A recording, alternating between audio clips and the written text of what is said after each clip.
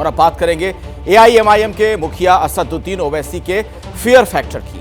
ओवैसी ने कहा कि उनकी जान को खतरा है। सवाल यह है, आखिर बात बात पर ओवैसी ये डर वाली सियासत को आगे क्यों कर देते हैं? गाय के नाम पर ये इंसानियत का कत्ल कर रहे हैं। आज भारत में अगर किसी के खून की अहमियत नहीं है तो मुसलमान की खून की अहमियत नहीं है। ये वही लोग हैं जो गोलियों से हमको डराना चाहते हैं।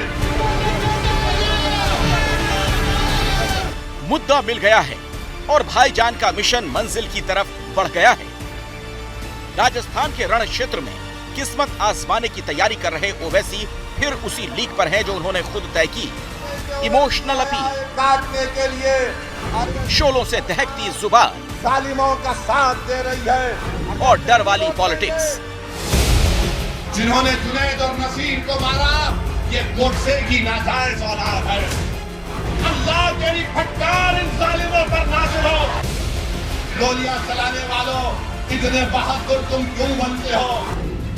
राजस्थान से भाईजान दिल्ली पहुंचे, इस डर वाली पॉलिटिक्स का नया चैप्टर सामने आया।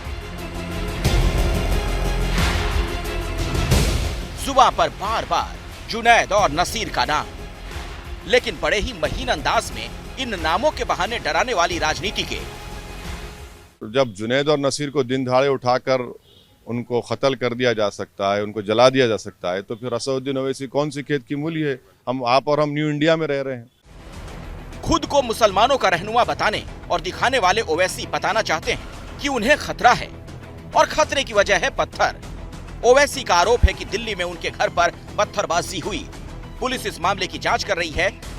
वहीं कयास ये भी लगाए जा रहे हैं, ओवैसी का घर जिस इलाके में है वहां बंदर हैं और ये बंदरों की उछलकूद भी हो सकती है। दिल्ली पुलिस मामले की जांच में जुटी है।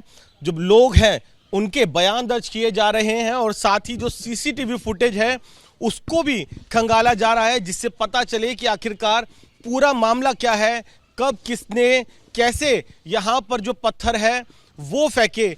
साथ ही पुलिस इस एंगल पे भी जांच कर रही है कि ऐसा तो नहीं कि किसी की कोई साजिश ना हो, क्योंकि ये लुटियन जोन है।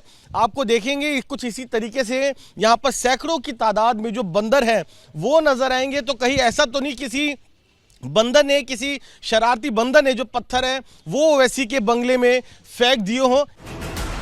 लेकिन ओवैसी को यह थ्योरी सूट नहीं करती, उन्हें डर वाली थ्योरी ही सूट करती है। इसीलिए ओवैसी सवाल पूछने पर नया सवाल खड़ा कर देते हैं। ऐसा कौन सा ओबीडियंट बंदर है जो सिर्फ हमारे घर के शीशों पर पत्थर फेंक रहा है? बाजू ईसीआई का भी दफ्तर है। अगर कोई ईसीआई में फेंक देगा तो आप बोलेंगे कि उन्होंने किया क्या, वो मुंबई वाली पार्टी ने, या सामने नहीं करते हैं। 4-4 मरतबा ये बंदर हमारे पास ही आ जाते हैं और हमने जब नहीं रहते जब आते हैं लोग बेचारे।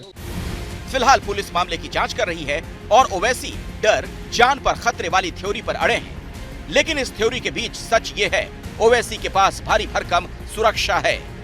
दिल्ली से वरुण जैन और अंकित गुप्ता के साथ ब्यूरो रिपोर्ट, एबीपी न्यूज।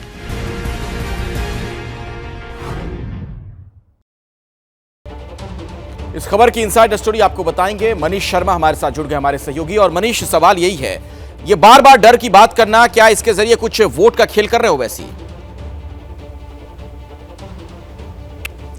बिल्कुल अखिलेश, इसमें कोई दो राय नहीं है, क्योंकि ओवैसी की माने तो इस देश में मुसलमान सबसे ज़्यादा गरीब, सबसे ज़्यादा कमज़ोर कौम है और बार बार ओवैसी इसी बात को कहते हैं। उन्हें डर है कि मुसलमानों के वोट दूसरी पार्टियों को न चले जाए।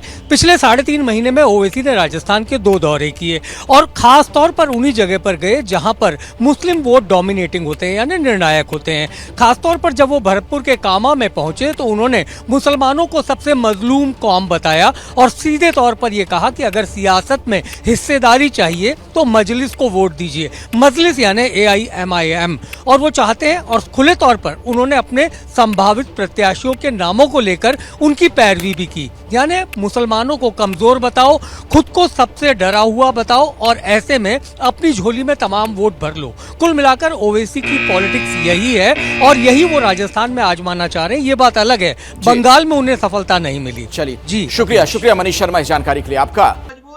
क्या मजबूरी है मेरी, बताइए।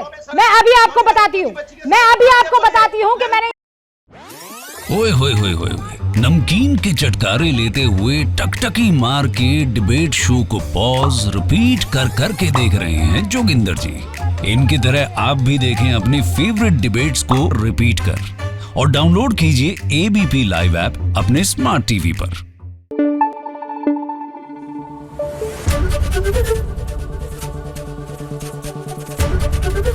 एबीपी न्यूज आपको रखे आगे।